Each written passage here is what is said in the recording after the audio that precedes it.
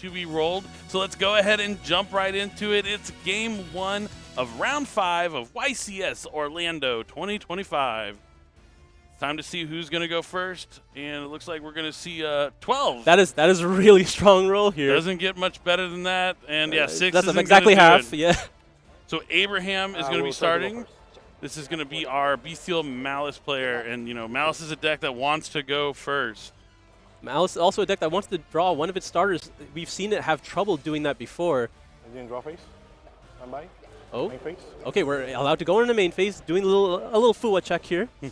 And we're starting with the Dormouse. Yep, normal summon mouse, Dormouse is where you want to be as a mouse player, but that's going to be met by Infinite Impermanence. No cards in the spell and trap card zone, so no fear of anything going to be able to be chained to get it off the field. Going to link it away for Link Decoder. Does he have a Bestial to continue plays? The namesake of the deck, that's the Bestial Malice deck. He plays enough. This is why the Bestial cards are so good in Malice, because you can turn that one monster into a Link one, and then banish the Malice from the graveyard. It's going to be Dormouse here, and then you'll be able to special summon it back. So just like that, you go from 1 monster to 3 monsters, and 3 is the magic number to access those Link 3 Malice monsters from the extra deck. Right, and now, unfortunately, because the Dormouse was stopped here, he's going to likely be forced to go into Red Ransom. And if the Red Ransom is interrupted, it might be a hard stop if there are no further extenders. But if the Ransom is allowed to resolve, then you can essentially get to the remainder of your combo. Yep, Chain Link 1 Red Ransom, Chain Link 2 Link Decoder is going to help him play around Ash Blossom and Joy Spring. If he had something like Infinite Impermanence, it would be good here. But yeah, Droll and Lockbird, not the greatest I think card he's searched against every Malice. time he's going to do, like, it cuts him off for a few draws, I'd Yeah, say. you lose your draw from White Binder later on. Maybe you're not going to be able to draw with Chessie Cat eventually. But yeah, Droll and Lockbird, strong against the Mitsurugi Razil deck, not as strong against Malice.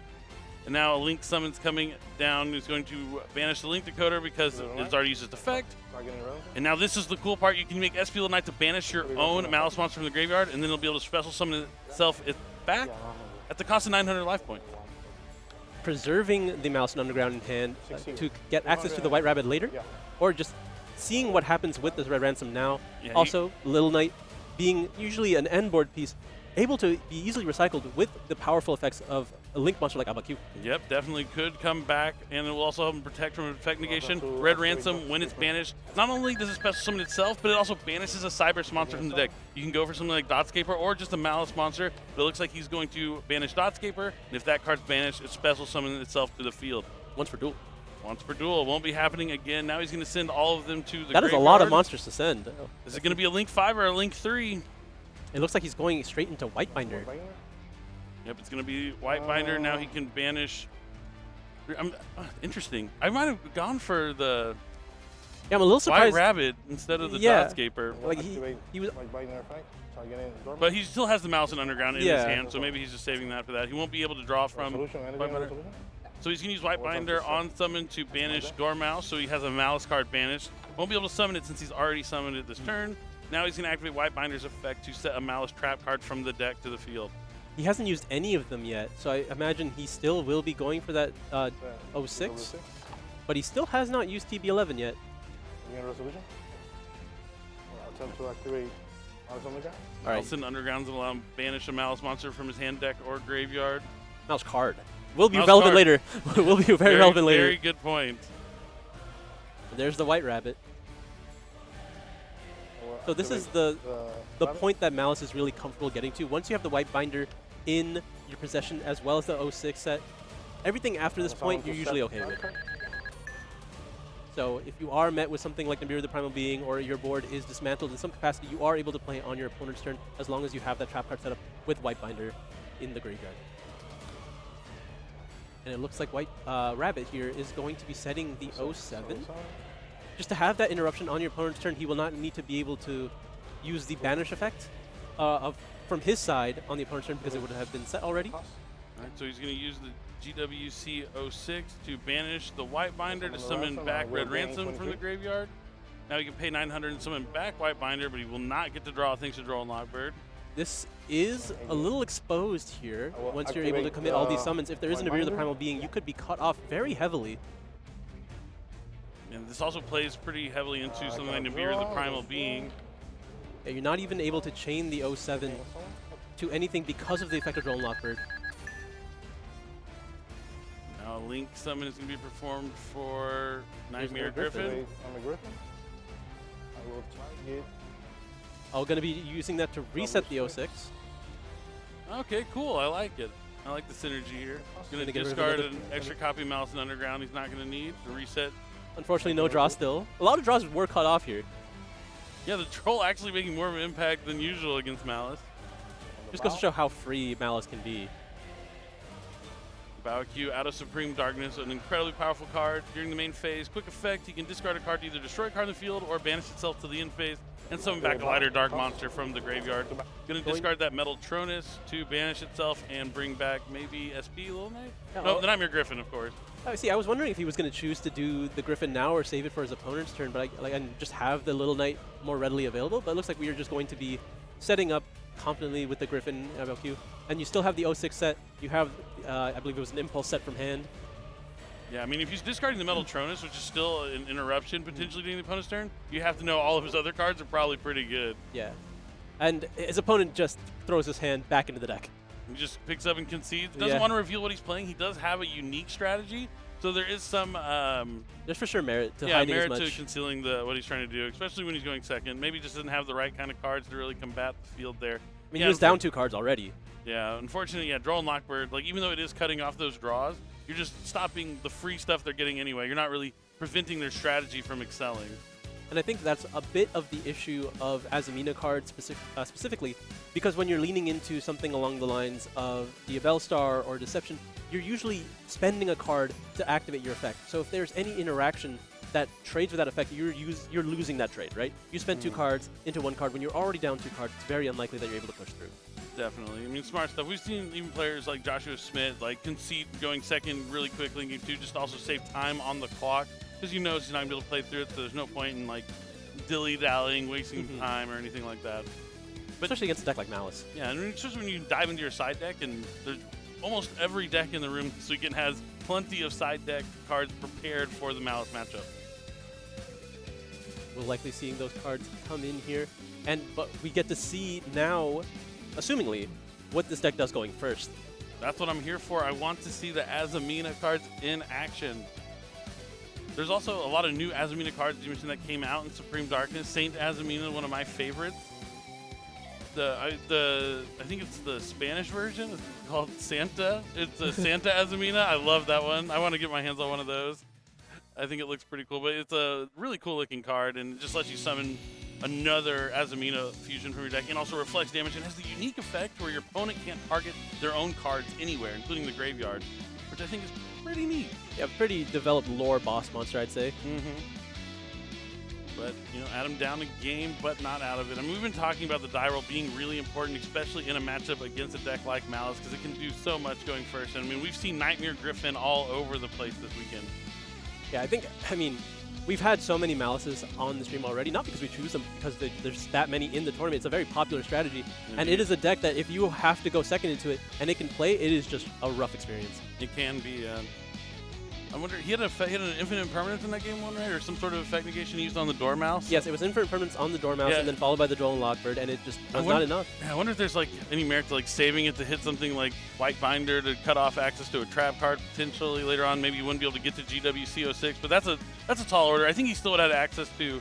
Oh no, he could have maybe saved it for Red Ransom. No, there's really no way, because if you don't have the Dormouse, there's White enough Rabbit, bodies to keep going. Yeah, like, the White Rabbit gets you the trap. Yeah, it's tough when you just have that one effect negation. There's really not a key moment you can use it against the Malice strategy. A lot of those interactions in the hand are not very usable into the Malice matchup. Like, if cards like Infinite Permanence Effect you really want to use on their first normal summon, because they could cold stop them if they don't have an extender. And then everything after that point, like once they have multiple bodies, they just get to climb into the Link 2s, into the Link 3s, and nothing really matters anymore. Yeah, Abraham just showing why the Bestials work so well in Malice. Not only are they great to counter the Fiendsmith strategy, the Mitsurugi cards, but they also just advance your own plays when your Dormouse gets stopped. All they got to do is link it away and banish from the graveyard. We're going to see if that's going to happen here in game number 2, as Adam is going to get the opportunity to go first with his Azamina Fiendsmith deck. Players are shuffled up and they're ready to duel. So here we go. It's round 5, YCS Orlando. I'll try to go standby phase, main phase 1. We're going into the main phase, checking for any of those Mulch Armies from the hand. Nothing thus far. Go activate Fiendsmith. Starting with Fiendsmith Engraver. It's not a bad start. Fiendsmith's track. Gonna add Fiendsmith's track to the hand. We've seen this before. Nope. We'll try activate Fiendsmith. Now, That's Fiendsmith's track will add Lurie. Discard Fabled Lurie. Fabled Lurie will special summon itself to the field. Trigger Lurie effect special summon. We'll see which way this bridges. Will it go into the Wave King High Caesar, or will it go into the sequence play, set up the Desiree, potentially even the Agmande?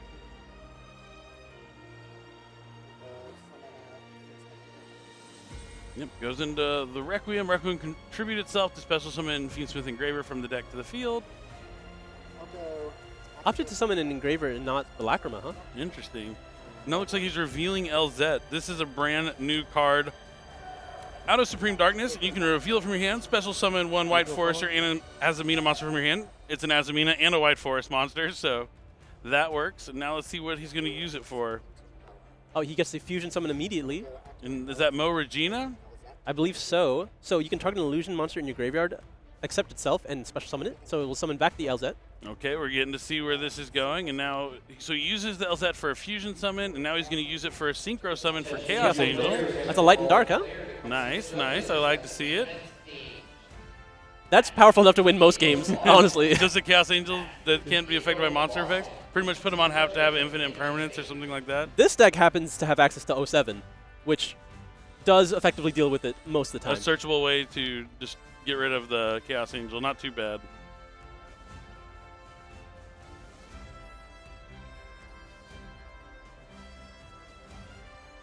I'll grab. All right, now I think he's using the effect of LZ since it was used for a synchro as a synchro material. You can send or you can add one Sinful Spoils from your deck to your hand. So here we go. We're seeing the synergy already as he added Deception, I believe. Activate Deception. Deception's going to be able to... Go activate Deception. Oh, just going to destroy the Chaos Angel. Okay. Okay. I guess he doesn't have to worry about it anymore. Deception sends the Chaos Angel. This is an interesting way to get to Deception. Yeah. He gets the Hollowed Azamina. That might be one of the most expensive Deceptions I've ever seen. But Hey, I'm interested. This is why he's here. He's 4-0, so he definitely knows what he's doing. The Hollowed Azamina is going to allow him to reveal and summon the Murasagio. Go to search. Yep. And this will let him add a Sinful Spoils from the deck to his hand. Looks like he's going to probably go for Wanted, I would guess. Yep, Wanted there's Seeker Wanted. of the Sinful Spoils. an old favorite.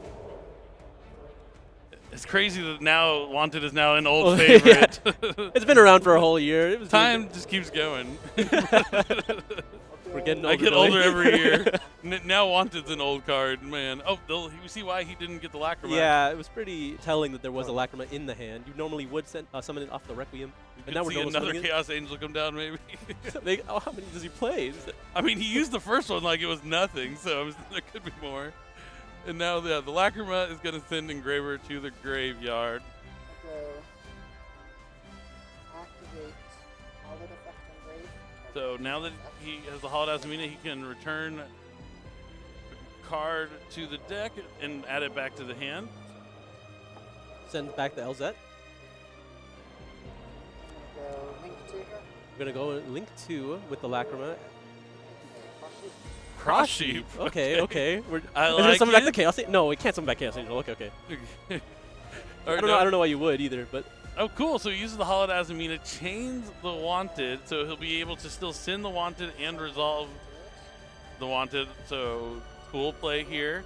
go Goes for the into Ilya Ilya Silva. Silva. Yep, that's going to be able to negate anything. And now since a fusion monster was summoned to a zone that Cross Sheep points to, he'll be able to special summon back a monster from the Eliminate graveyard. We'll reborn that. Low for a lower, though, so he's going to be summoning back the Lacrima. Where do we go from here? Or is that enough? Go I don't think it's enough, right? I mean, He has a Wanted draw for sure. Okay, Quips. This is awesome. I hope you at home are enjoying this as much as we are. We're learning with you. So he okay, see, I didn't see this coming either. Cool. So he equips the Requiem, gets to send that to summon the Diabell Star that he added. He still has the Wanted draw coming. Thins his deck out, gets another Wanted out of the deck. can still go for sequence. Link 2 here. Gonna send Lacrima and Diabell Star to the graveyard for a Sequence. sequence in the main monster zone. Okay, cool, cool. Oh no. Oh no. We can see his hand. I don't know if you guys can see Abraham's hand, but I guess that it won't matter too much because of that Ilya Yeah, the Silva Ilya is already protecting him. there. He definitely has some interactions in the hand. So he's going to sequence, put back Fabled Luri and the Mo Regina to make The Chimera. Perfumet. Yeah, that's Okay. Perfumet, right? Yeah. Yeah, it Oh. has to be. We're from the mythical king of Phantom Beasts. Oh, he's cooking. He's cooking, and I'm here for it. And so he gets to send a monster from his deck to the graveyard. Oh, Chaos Betrayer. Oh, this is where the Chaos Betrayer comes into play. We were talking about this beforehand. Banish a lightning card from grave. It's basically a Chaos monster you can summon from the graveyard. Special summon, you can target a card in your graveyard and banish it. Yeah, on summon, if it's special summoned, it is able to banish a card from the graveyard as Not well. But it is Okay. banished when it leaves the field when it's summoned by its own It's effect. banished when it leaves the field. But I imagine you're going to be overlaying with it every time. So this is like an interesting way to find your self back at another rank 6. While also setting up the Riftmet, because you haven't used the Graver's Effect in Graveyard yet, have you? I don't think so, no. Okay, so we're now going to be using the 2 Link monsters to make the Barbecue. Oh, Okay. man. I was like, it's not Appaloosa. The sequence is a fiend, which is the requirements for it. He still has his wand to draw once he thins his deck out of enough cards. Activate Engraver effect. Yep, and here comes the Engraver effect to summon it from the graveyard. Yep. This is interesting. I like it. I'm going to activate sequence for the Engraver effect. Sequence. Targeting Engraver. Okay. Okay. Is it going to be Necro Quip? Sure. Necro What level is this? Sir? a 6. Looks like Abraham thinking about having an interaction here. I wonder if he has an effect in hand, and that's why he wanted to summon the Necroquip here instead of just keeping the Engraver. There is a Nibiru, which is going to be using the Elise over here. Yeah. just Good thing the Holozmina has already been used twice at this point. So it's one less interruption he's going to have to deal with on his turn.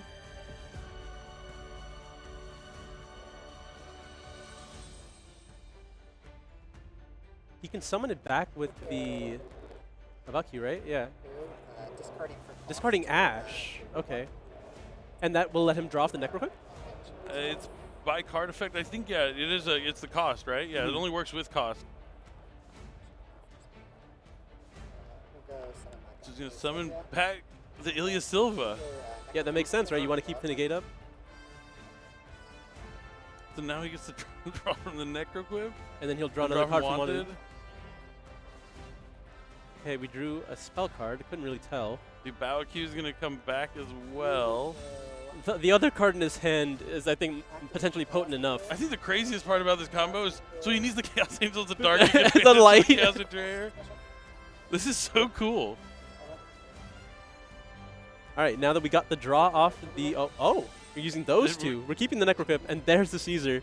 Yeah, why not keep the Necroquip? It's going to provide you some additional draws potentially. He still has the Wanted effect.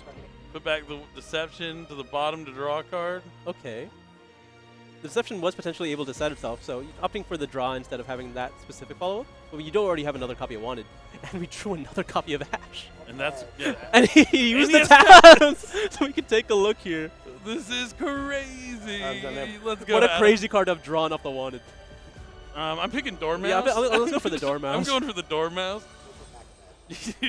All right, so leaving him with Interesting GWC choice. is like the one trap you don't want to draw, like because it just doesn't like get you advance your game state at all. It requires you to already have a Malice card. The other two you can set and use on your opponent's turn to like get to where you need to go, but GWC 06 not so much. Yeah, you need to already have a Malice monster in play somewhere so that you can access it. The other two at least either add it to your hand or summon it to the field. And now during the end phase, the Abak can come back, the Caesar setup, and during the draw phase, I will likely see an activation of a very powerful card here. I think this might have been the most disrespectful use of a Chaos Angel I've ever Yeah. seen, but it still led to something like this.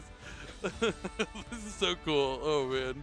He also doesn't need the Ash. The Bowq can trigger the Necroquip during his opponent's turn as well. Yeah. So it's just, it's neat. Is it a concession? It has to be. I think I put Yeah, both players just got to do their turn one, and it was enough. Yeah, I conceded. Oh, he had anti-spell too. Yeah, you didn't see that? I was talking about this the whole time. Like, I just kept seeing this anti, because he discarded the Ash instead of the anti-spell. I'm like, oh man. Oh, I didn't even see the anti-spell. And he drew back Ash and Tactics. Those were the two draws he got. Oh man, that's too good. I like it. But you can tell, like, I mean, this is a planned combo. Like, he's 4-0 with this really cool deck, this Azamina Fiendsmith. Like, when we usually see, like, Azamina White Forest, like, but not usually just Azamina and Fiendsmith together. But, yeah, I've never seen a combo like this, and it's pretty fun to watch here. And he's 4-0 for a reason. I think one of the main things I took away from watching that game there is the power of LZ, right? It accounting for the Azamina side as well as the White Forest side, accessing the remainder of your engine, and your opponent will not know where to respond to that. If they just let all those effects walk, look how much resources you got. Yeah, so much. A lot of draws, too, throughout the whole thing. Maybe like Abraham, or Adam, no, is it Abraham? Yeah, Abraham wishes he could have got that Droll and Lockbird that Adam had in game number 1. That would have been a little helpful. I think that would have been devastating. Yeah. But like, he started with Engraver. Yeah, that would have been rough, but we'll have to see if he has stuff like Droll and Lockbird in game number 2 when he's going first. But this is when the side deck really comes into play for Adam as well, because like now, even though he's going second and the game 1 didn't go so great for him in second, he's going to have those copies of Artifact, Lancia more than likely, and you know, other things are potential. Chaos Hunter, something that sometimes people use as well. You know, I said it earlier, but that duel was a hootenanny. that was a crazy one. Both players being able to just do whatever they want. Like, they were dancing for sure. It's still early in the tournament, but I mean, we also saw like the round before the Atlantean Mermail player kind of doing his thing as well. But I'm glad we got to get these two on the feature match stage. They both are playing exciting decks with some like really cool strategies, and yeah, I'm just a big fan of the Azamina cards ever since their release on Enrage of the Abyss. Like, Deception of the Simple Spoils is an incredible card, and he's showing that even though Original's not around anymore, you're still able to make these cards work if you have the right game plan. Yeah, I mean, it was more of a supplementary engine before, right? Because of how powerful Original was getting you into the Snake Eye card. But now we're seeing more of a pure Azamina focus and seeing how much more potential there is in just the actual extract monsters from Azamina. Yeah, I mean, the key card that probably made this deck playable out of Supreme Darkness is going to be that LZ. Absolutely. Because it gave him the access to Fusion Summon. Like, Mo Regina usually would cost, if you used Hallowed Azamina, that would cost you 2 Sinful Spoil cards. But he was actually just able to have the fusion materials properly to summon it. And then it brings back the LZ, so you get the Synchro Summon. So you're getting the monster you need for Deception while searching Deception. We talked about the Chaos Angel just, you know, being fodder for the Deception, but it's just a different way to do the same thing Diabell Star the Black Witch would do, but you don't even need to draw it. I'm pointing it out. If he just kept the Chaos Angel on the field and then kept the Ash Blossom, he was not outing it. That might have just been enough anyway, but this was way more fun. And he was able to access the Ilya Silva early enough in his combos that Nibiru the Primal Being was not an issue for him. I mean, when I'm playing a tournament, if I lose to something like that, like I've never seen before, I'm still like, okay, that's pretty cool. I respect that. Especially when you're at 4-0 and if you lose a round, you're still fine. Like, this is something I would be okay losing to. Because at least it's cool. And you get to like study it now. You'd rather lose to it here than in top 10. True. Where you don't get another chance. Yep. Definitely the case, but it looks like the players have side decks shuffled up, making sure they get the new life points for game at number 3, and here we go. It's game 3, round 5, YCS Orlando. So glad we're back at the YCS. It felt like it's been too long, you know. Anaheim was In December? almost like 2 months ago, and now we're here back at it again with some awesome Yu-Gi-Oh action, the greatest trading card game on the planet. Well, it looks like we are allowed to enter the main phase here. We talked about how many powerful cards there are in the side deck that can tackle the Malice strategy, namely being Artifact Lancia, but we haven't yet to see that Molchami Malice as well that is so powerful in this matchup. And we know the players are, you know, using it. It was one of the cards everyone was looking for on day 0 here on Friday. But Terraforming from Malice and Underground, that means this is probably his only way to get access to something like Dormouse. Yeah, a weaker start for sure, but it's still able to play if there are no responses. Yep, Malice and Underground lets you banish a Malice monster from your hand deck or graveyard, so he's going to go for a Dormouse. Dormouse is going to allow him to pay 300 to summon it. It's definitely the weakest start because, yeah, you've already used your Dormouse effect. You're not going to be able to banish it again to get another monster onto the field. We've checked 2 things already. Okay. We know there is no Lancia, no Males, but there is a effect failure to completely contest the Dormouse here. Will it be enough? Does he have... The Bestial doesn't do it anymore this time because he's already banished the Dormouse. He just needs to be able to normal summon something. I mean, I do... Does he have a Lancia in his hand? He does have a Lancia You guys zone. can't see it at home, but we have like a bit of a wider angle. That's the worst when you draw the card, you just side in to cross it out. I think he gets cross out in his But hand as potentially useful in the matchup. But yeah, True. I think he's going to draw too. Yeah, if he draws any normal summon Malice, it makes a pretty big difference here.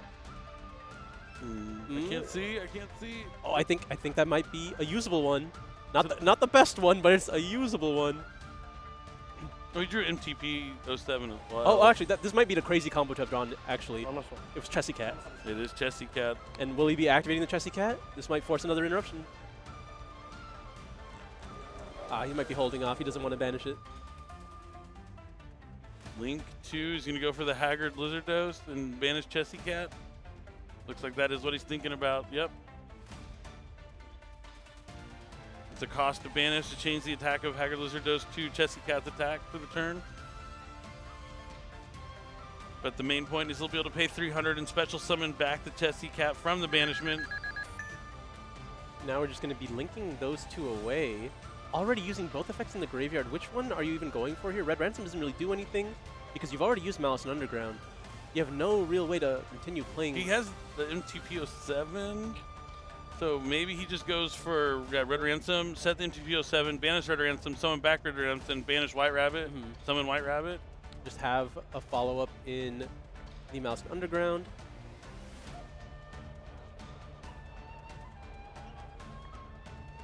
I mean, this is Malice.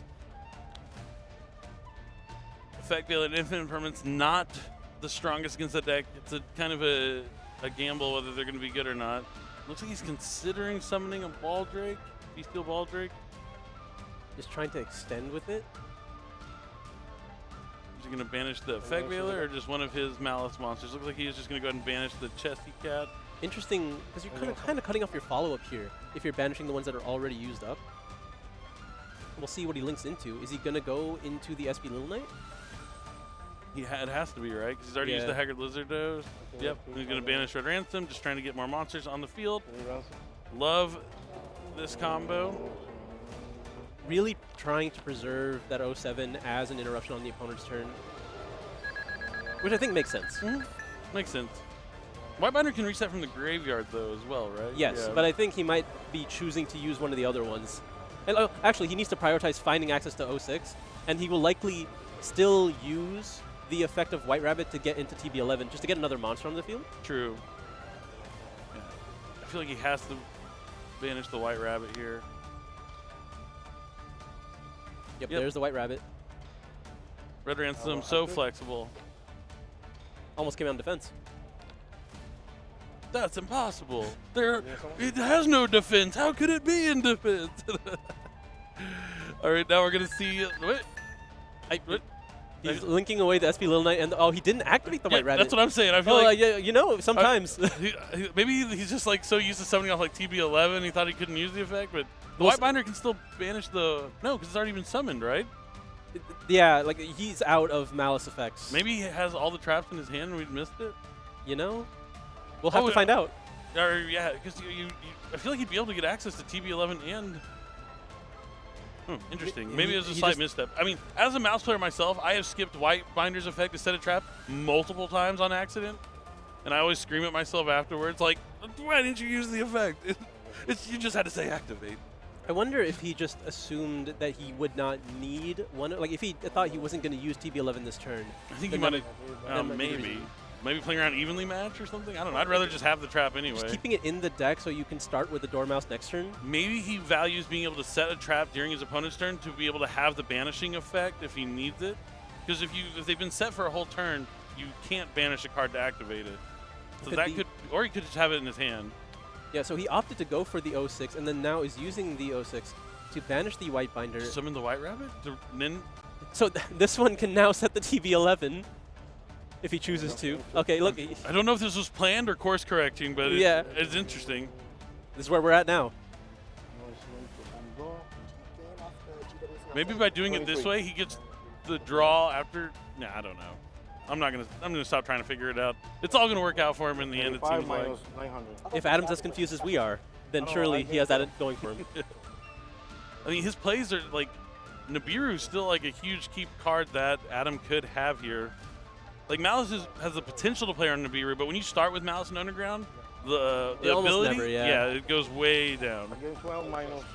Yeah. We also know tactics has paid- already been used. Like, there was a desperation play. Yeah. He's paid 900 plus 1800, so he Yeah. should be at 5,300. He used every single Malice effect possible. Chunky. I was surprised. So yeah, there's going to be the TB11 set off the effect of the Malice White Rabbit. Now White Binder will be able to summon himself back and draw a card. Is it going to be a good one? Nope. No, sir. No, sir. Put the card face down. Links away is going to be the Nightmare Griffin we've seen so many times. Here's the Nightmare Griffin. Indeed it is. So he'll discard to reset and draws. No draw and Lockbird this time, so he's going to be able to get these draws that he missed out on in game number 1. Is that a good one? that one might have been. But a Griffin being able to re-access all the extra used Malice Trap cards really helps in this position. It might have all been planned if this was the intention. I mean, he's been playing really well the whole game, so I'm assuming this was always like his plan. It may not be the plan that we always do, but he has his own game plan in mind. So yeah, now he's using the effect of BBQ, choosing what to discard. Going to be discarding another copy of Chessy Cat. Okay, banishing itself to special summon back the Griffin. It's a funny way just to make sure the Griffin like gets out of the underneath the extra monster zone, just to make sure there's nothing pointing upwards. That's some more cards face down. In phase, the Abao-Q, the Lightless Shadow. Such a huge impact. I think people underestimated how good that card is in pretty much everything.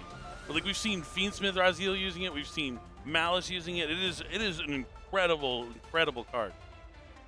I got my quarter century secret rare. You should too. It's so beautiful. It's such a nice card. And Billy's just been showing off with that one all weekend. I have. I'm proud. All right, so starting with an infinite permanence on Nightmare Griffin. This is the way he needs to start. Playing hand? I mean, this is part of the merit of saving BBQ to potentially get the Griffin on the field as soon as your opponent has committed more cards, simply because it's harder to deal with cards such like the impermanence. Something like evenly matched would be helpful right now. He's going to need something going to start with discarding Fiendsmith Engraver to try and add a Fiendsmith card from the deck to the hand. I mean, Checking for Call by the Graves, maybe. I think he's just gonna. He has no reason to respond to this. Once Tract is activated, to the activation of Tract, he will chain the 06. So when Tract discards, the White Binder can just banish his entire grave. Yeah, that's what I love about White Binder. Not only does it like get you access to your traps by banishing like White Rabbit on your opponent's turn, you can, if you're playing against Fiendsmith, you can just banish 3 Light Fiends out of their graveyard, and it can be devastating. Yeah, with proper timing, as you mentioned. Of course, of course. There's also been every single trap card already on the field, so there's no actual need for Abraham to banish any of his Malice monsters in the grave right now. All right, Diabell stars next. Oh, it doesn't negate it. Yeah, sending the Chaos Betrayer, and then now can't activate its effect on the field. You because can, right? Imperm? Oh yeah, Yep. he did resolve Imperm. Yeah. So now he can go for Deception of the Sinful Soils, probably. Yep, there's the Deception. All right, this might provoke a reaction here. Deception.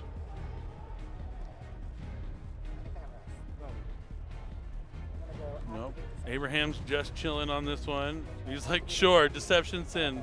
He's gonna let him. Is it an Ash Blossom? Oh, he's gonna use a Baoq just to destroy it. All right, discards that Lancia. Doesn't.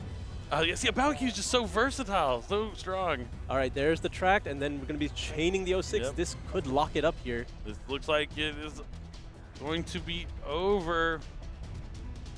06 will summon back the White Binder, gain 2300. Gain 23. Tract will resolve, adding likely, looks like Lacrima, and then discarding another copy of Tract. Because he knows that he'll Yeah. be able to banish. Smart plays here from Adam, not just walking straight into that White Binder banish. But he's only left with that Crimson Tears. Yeah, we'll still be going after likely the Fiendsmith Engraver as well as the Chaos Betrayer. Are those only live effects in the graveyard? I mean, Fiendsmith Tract would allow you to fusion summon, but I don't think there's going to be enough like material to make that matter. Did he say no effect on the White Binder? He still has the ability to potentially banish it. And summon it back and do it again later? Yeah. I don't even know if that's true because everything's been set already. But he still has the effect of 07 just to banish whatever he's going to summon here. Yeah, I assume what Adam's like trying to do is somehow like get to a Chaos Angel. Which, I mean, Adam doesn't know that he has 07 already, but that is just an immediate answer. It's only served by its effect, right? Only served by its effect. Well, he does have the Chaos Betrayer still, too. Yeah, which is why I thought it would have been worthwhile to go for the effect of Whitebinder, because then whatever you get off of the Lacrima doesn't really matter if you just If it's immediately banish it. Yeah, if it's the only thing in the graveyard also, like if you banish all the Light Fiends and the Chaos Betrayer. The game could have just been locked, but now there's a chance here. Adam just has to Typhon find is also still on the menu if he plays it, but chances are extra deck's pretty tight on that one. Yeah. But Typhon would almost break this board. But I mean, he has the MTP 07. Adam doesn't know that yet, though. He can kind of assume because he just opted not to go after it at any point.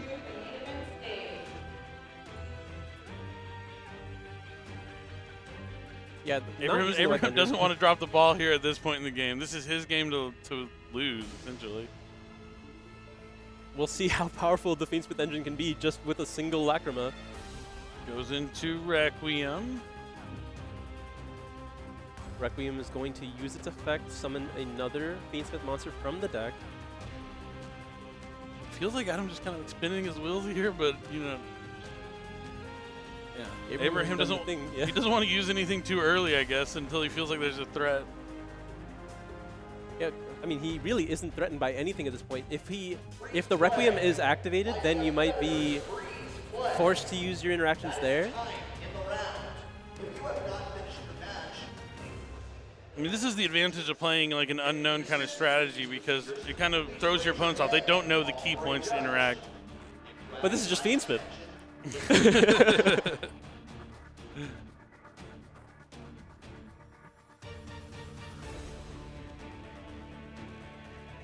All right, we're finally flipping up the 07. Looks like we're going to be banishing that Engraver from the field, which only leaves open the Engraver effect in the graveyard, which can still summon and still send something, so that there's merit to it.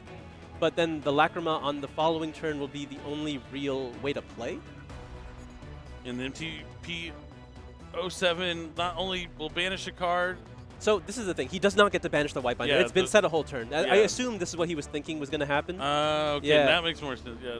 No, it doesn't banish the white, but can't do this. No, Nope, stop. no. Uh-oh. If anyone can hear us, please Wait. Please no, put that card back on top of his deck. Please, someone save us. Please. I know you can hear me out there. Anyone listening, that's not how this works.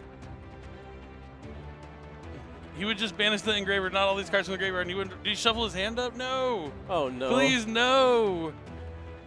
No, don't shuffle your hand more. Oh, no. Judges, anyone here, if anyone out there can hear me, he cannot banish from NTV 07. It was set already. Have to attack it. Yeah, sure.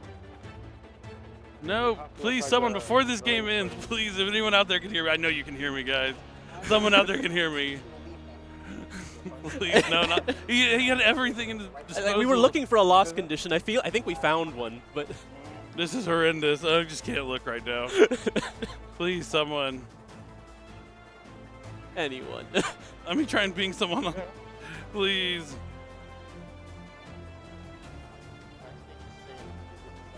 Okay, so it looks like they're going to try to reverse it now. I hear the judges talking to them. Oh, man.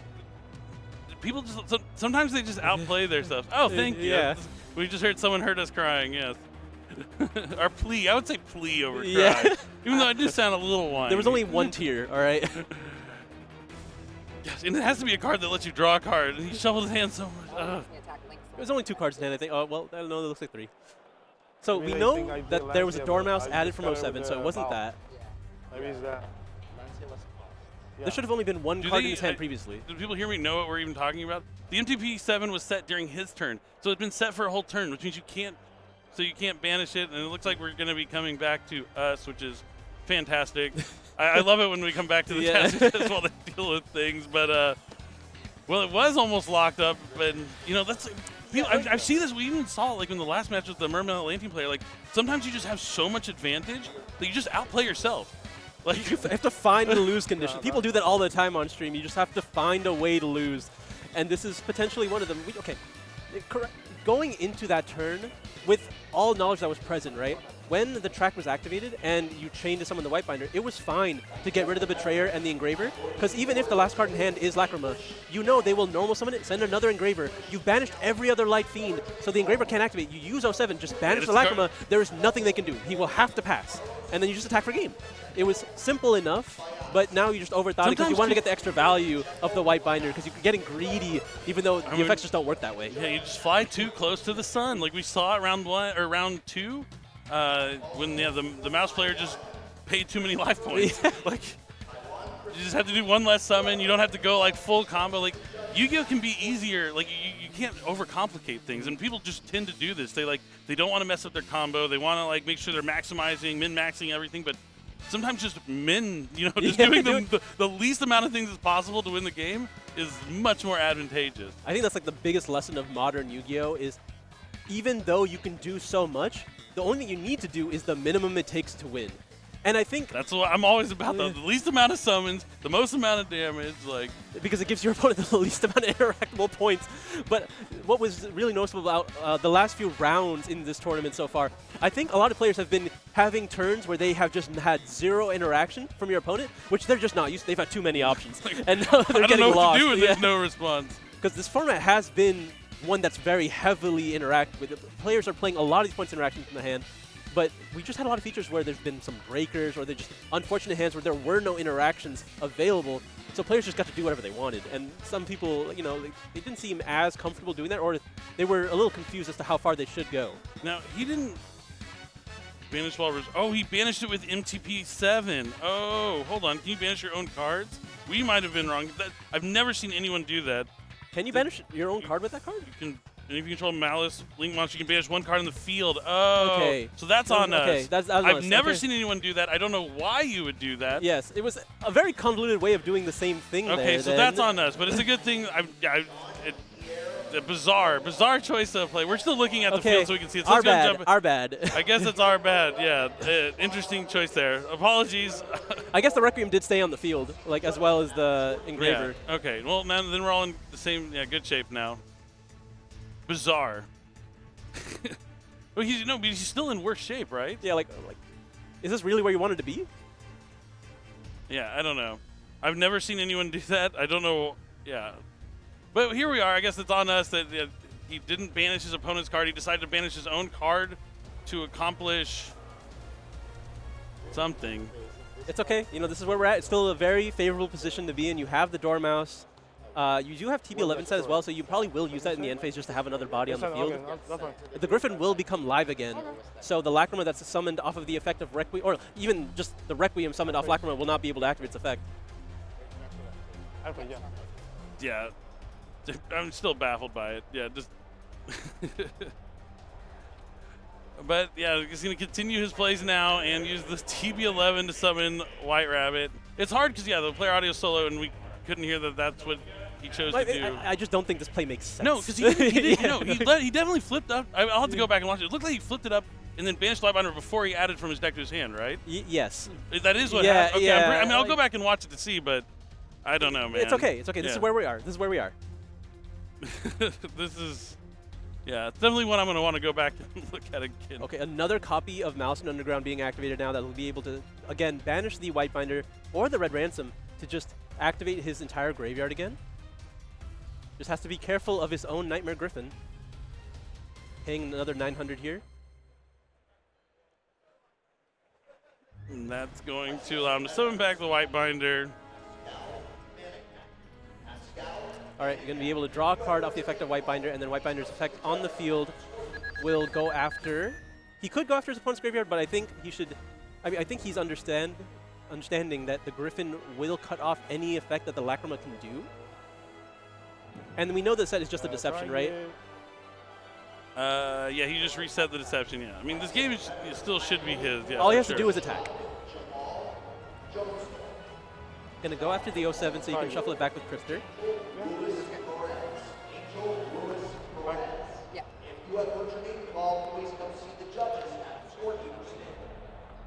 The Ransom will summon itself back and can potentially banish from deck if he wants to. He doesn't. He opts not to. And now activating Whitebinder's effect to set from the graveyard Looks like another of 06. Normal. Now we're normal summoning Dormouse here. Just going to be able to link away probably 3, yeah, into the Heart's Cryptor, I'd imagine. There's the Heart's Cryptor. Time to go to battle.